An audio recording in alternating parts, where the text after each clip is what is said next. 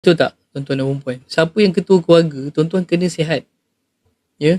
Especially saya ada anak autism, kan, wife saya yang perlu saya beri perhatian, kan. Lepas tu saya ada anak saya yang nombor satu ni yang perlukan perhatian daripada saya untuk dia, kan dia dah makin dewasa, kan, jadi sumber rujukan. Kita kena sihat tau. Okay.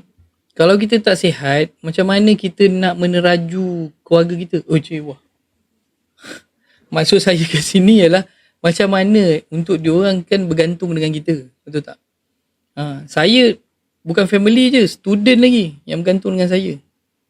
Bayangkan saya kena influenza gitu kan. Seminggu kelas terpaksa alih. Kan banyak kali saya minta maaf pada student saya kan, terpaksa alih kelas sebabkan saya kena influenza. Jadi kesihatan tu penting.